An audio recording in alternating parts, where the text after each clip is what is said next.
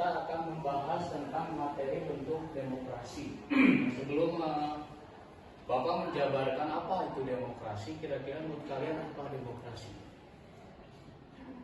Demokrasi itu kalau bisa bahasa sederhananya adalah sebuah pemerintahan yang melibatkan semua unsur yang ada di dalamnya, baik itu masyarakat, pemerintah, termasuk pemangku kebijakan seperti DPR, MPR. Salah satu hal yang lebih dominan dalam kata demokrasi biasanya diungkapkan dalam sebuah pemilihan umum. Demokrasi di sini adalah bebas. Kita memilih bebas apapun kehendak tanpa ada intimidasi dari orang lain. Sebelumnya kita tonton dulu nanti seperti apa.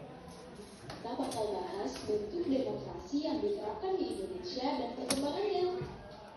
Yuk kita bahas.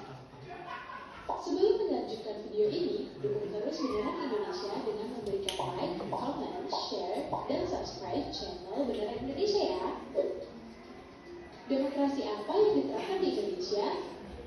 Menurut Abraham Lincoln, seorang politisi dan presiden ke-16 Amerika Serikat, demokrasi adalah pemerintahan yang berasal dari rakyat oleh rakyat. Nah, perhatikan. Demo negara demokrasi ini, kalau mengklaim itu bahwa demokrasi negara yang pertama di dunia melakukan sistem demokrasi itulah adalah Amerika Serikat. Nah, yang pencetusnya adalah Abraham Lincoln, dia presiden pertama Amerika Serikat.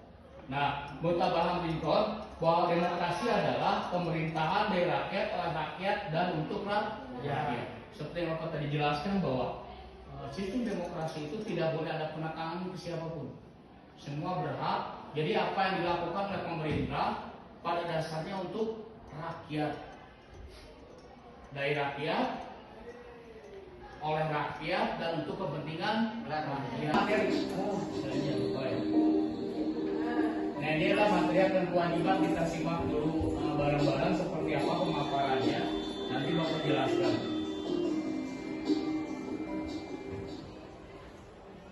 Hak dan kewajiban pada norma. Setiap norma selalu mengandung hak dan kewajiban. Norma selalu mengandung hal-hal yang harus didapatkan oleh semua orang yang terikat norma itu.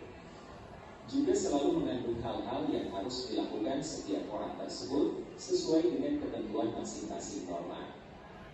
Seperti yang terjadi pada belajar di sekolah. Aturan atau norma sekolah mengharuskan setiap siswa tiba di sekolah sebelum pukul 7. Setiap siswa juga harus mengikuti pembelajaran di sekolah sampai selesai siang harinya. Nah, itu adalah contoh norma yang setiap hari kita hadapi, salah satunya saat di sekolah. Itu ada sebuah aturan ketika norma setiap seperti yang terjadi pada pelajar sekolah. Aturan atau norma sekolah mengharuskan setiap siswa tiba di sekolah sebelum pukul 7. Terus yang berikut, setiap siswa juga harus mengikuti pembelajaran sekolah sampai selesai atau pembelajaran sampai sore hari. Ada yang tahu kenapa kita harus hadir jam 7? Nah, itu salah satu meningkatkan kedisiplinan. Karena sebuah peribahasa mengatakan orang sukses itu pasti akan bangun lebih pagi. Bahkan kalau kita ngambil proses orang Cina, kenapa orang Cina kalau tiap melakukan niaga atau berdagang selalu sukses? Kenapa? Karena bagi mereka berangkat tanpa matahari, pulang tanpa matahari, artinya dia sudah berangkat atau membuka tokonya sebelum matahari terbit, dan dia akan menutup tokonya setelah matahari terbit. Kebayang berarti lebih bekerja. Wajar jika lengan dagang, karena kalau seperti itu pun sama. Nah, kenapa kita harus datang pagi-pagi? Karena biasanya kalau pagi-pagi, pertama untuk meningkatkan disiplin, terus keduanya adalah otak kita masih fresh. Artinya biasa kalau udah bangun pagi itu otak kita masih belum banyak pikiran, kecuali kalau dari rumah tangga pasti kayak udah, aduh kemacetan udah sepedaan. Ya, nah kalau ini beda. Pun sama ya, setiap orang dipelajari sini sudah wajib bentuknya. Tapi yang paling biasanya paling tidak akan fokus ketika kita masuk di kelas belajar dari mulai jam 12 ke sana. Kenapa setiap jam 12, jam 1 atau menjelang akhir pembelajaran tidak kondusif? ngantuk, fokus dan enggak ini. Dan menurut psikologis pun sama, ketika orang sudah memasuki fase jam 12 tuh pemikirannya tidak akan fokus. Gitu. Nah, kita lanjutkan sebentar lagi. Silakan lihat lagi. Semua keharusan itulah kewajiban yang terkandung oleh norma. Adapun hak yang terkandung oleh norma itu adalah pemberian bimbingan oleh guru selama proses pembelajaran. Nah, salah satunya adalah ini. Dan hak dan kewajiban pada norma itu bukan hak dan kewajiban kepada negara, tapi hak kewajiban kepada negara.